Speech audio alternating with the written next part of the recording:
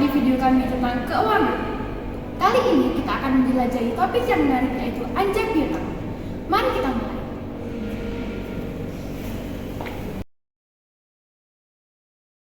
Sekarang mari kita bahas definisi dasar dari anjak piutang. Apa sih yang dimaksud dengan anjak piutang itu?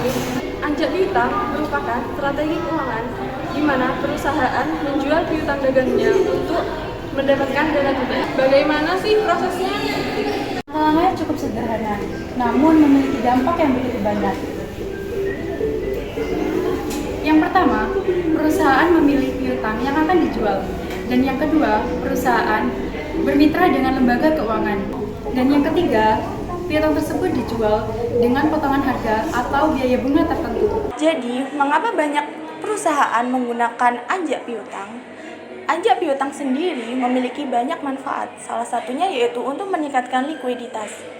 Seperti yang kita ketahui, likuiditas suatu perusahaan itu yaitu merupakan tingkat keefektivitasan atau kemudahan suatu perusahaan dalam mengubah aset menjadi uang tanpa memperhatikan nilai pasar. Dengan cara ini, memudahkan masyarakat untuk mendapatkan dana yang dibutuhkan. Jadi, apa manfaat anjak piutang? Selain likuiditas, anjak piutang juga dapat mengurangi resiko kredit dan dapat memungkinkan perusahaan untuk fokus pada inti bisnisnya. Kedengarannya menarik, bukan? Namun, seperti halnya dengan banyak keputusan keuangan, ada resiko yang harus diperhatikan. Apa saja resiko yang mungkin muncul saat menggunakan anjak piutang? Mari kita teliti bersama-sama. Yang pertama, biaya finansial. Perlunya mempertimbangkan apakah biaya ini sebanding dengan manfaat likuiditas yang diperoleh. Yang kedua, risiko kredit pelanggan. Di sini, perusahaan harus melakukan penilaian risiko kredit secara cermat sebelum melakukan anjak piutang. Yang ketiga, ketergantungan pada anjak piutang yang berlebihan. Pada anjak piutang sebagai sumber utama likuiditas dapat membuat perusahaan lebih rentan terhadap fluktuasi pasar dan keadaan ekonomi.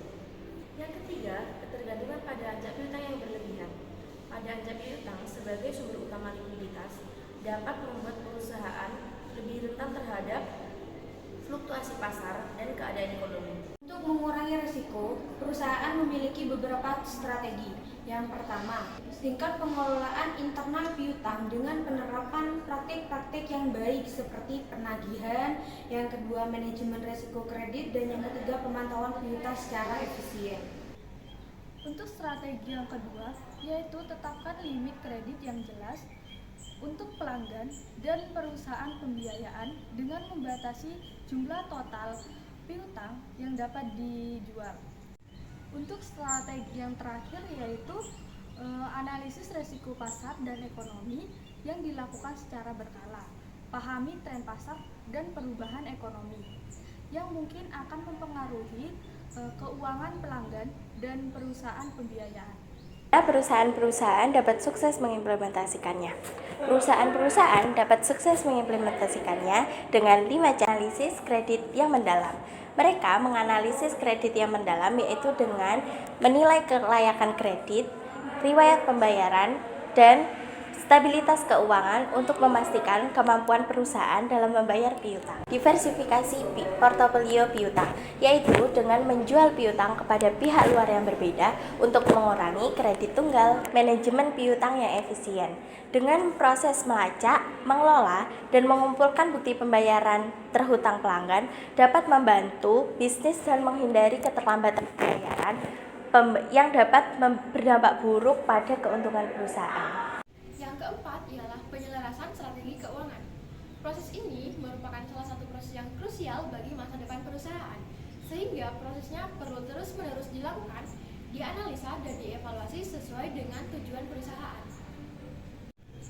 Yang kelima yaitu pemantauan dan evaluasi berkala.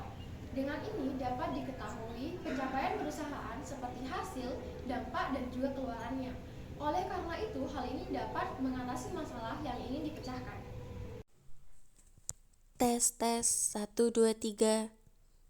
Terima kasih sudah meluangkan waktu untuk menonton video kami. Sampai jumpa.